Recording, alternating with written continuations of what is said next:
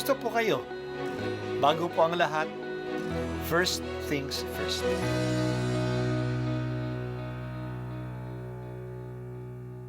Good morning po. Sinisimulan po natin ngayon ang first things first. At dito po, tinatalakay natin sa unang bahagi ng umaga natin ay ang first readings na binabasa po sa banal na misa. Ito pong tinatalakay natin kasi madalas po kasi marami na tayong alam tungkol sa gospel readings. Pero konti po ang nagsasalita sa first readings. Pero ang first readings, bahagi din po yan ng Biblia, ng banal na kasulatan. Kaya susubaybayan po natin ang mga first readings, basahin po natin at kuminsan kailangan ng basahin ng 2 o 3 beses bago maintindihan kasi hindi po tayo familiar sa mga istorya at sa mga kaisipan na tinatalakay dito. Ang pagbasa mula sa aklat ng Henesis. Pagkakain ni Adan sa bunga ng puno, tinawag siya ng Panginoon at tinanong, "Saan ka naroon?" "Natakot po ako nang marinig ko kayong nasa hardin. Nagtago po ako sapagkat ako'y hubad," tugon ng lalaki. "Sinong may sabi sa iyong hubad ka?" tanong ng Diyos. "Bakit? Kumain ka ba ng bungang ipinagbabawal ko?" "Kasi pinakain po ako ng babaeng ibinigay ninyo sa akin," tugon ng lalaki. "Bakit mo naman ginawa iyon?" tanong ng Diyos sa babae. "Mangyari po'y nilinlang ako ng ahas, kaya ako natuksong kumain," tugon naman niya. At sinabi ng Panginoon sa ahas, "Sa iyong ginawa'y may parusang dapat, na tanging ikaw lang yaong magdaranas. Ikaw ay gagapang ang hatol kong gawad, at alikabok ang pagkaing dapat. Kayo ng babae laging mag-aaway, binhimo't binhi niya'y laging maglalaban. Ito ang dudurog ng ulo mong iyan, at ang sakong niya'y ikaw ang tutuklaw." Eva ang itinawag ni Adan sa kaniyang asawa, sapagkat ito ang ina ng sangkatauhan. Ang salita ng Diyos. Salamat sa Diyos. Ngayon ay ang kapistahan ng Immaculate Conception, ang kalisinisang paglihi kay Maria. Ito'y araw ng pangilin para sa atin sa Pilipinas kasi si Maria na ipinaglihi ng walang kasalanan ay patron ng buong Pilipinas. Happy Fiesta sa ating lahat. Kasalanan ang nagsira sa plano ng Diyos para sa mundo. Ginawa ng Diyos na maganda ang lahat, pero hindi nakiisa ang tao sa kanyang balak. Ginamit ng tao ang katangi-tanging biyaya niya na kalayaan na makinig sa salita ng ahas kaysa sa salita ng Diyos. Ito ang nangyari sa lahat ng pagkakataon na tayo nagkakasala. Nagpapasya tayo sa kasamaan at hindi sa pagsunod sa Diyos.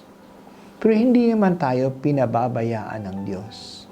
Palagi niya tayong hinahanap. Ang unang tanong ng Diyos sa tao sa Biblia ay palagi niyang sinasabi sa atin, "Saan ka naroroon? Where are you?" Hinahanap tayo ng Diyos kahit na tayo ay nagtatago at umiiwas sa Kanya. Umiiwas tayo sa Kanya kasi nahihiya tayo sa Kanya. Yan ang isang resulta ng kasalanan, kahihiyan. Ang tao naman, sa halip na aminin ang pagkakasala, naninisi pa sa iba. Sinisi ng lalaki si babae, at sinisi ni babae ang ahas. Hindi ba ganyan din tayo? Sa halip na aminin at mangumpisal, sinisisi natin ang iba.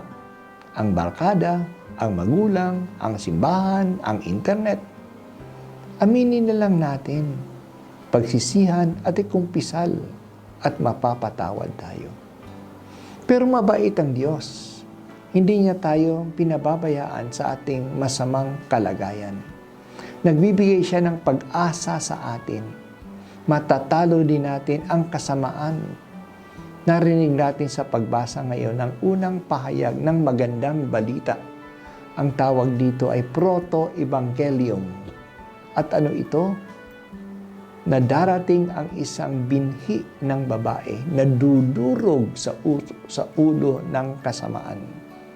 Ito'y walang iba kundi si Jesus.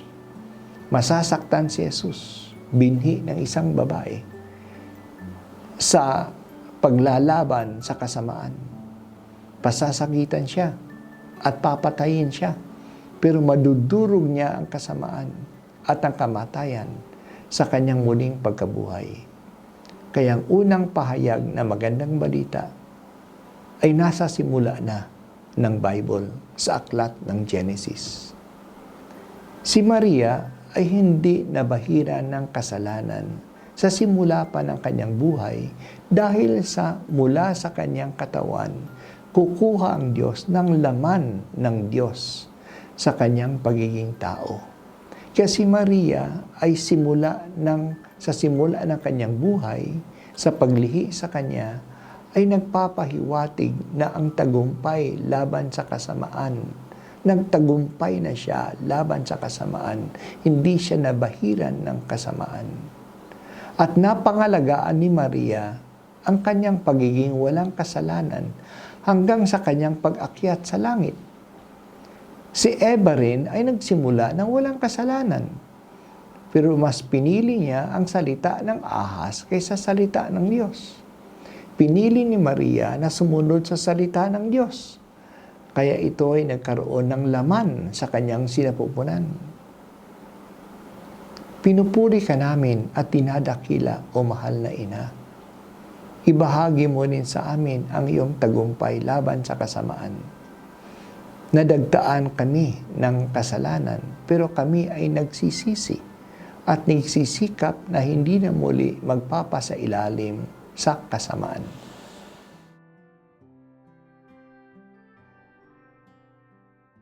At ako po ay si Bishop Broderick Pabilio dito sa First Things First.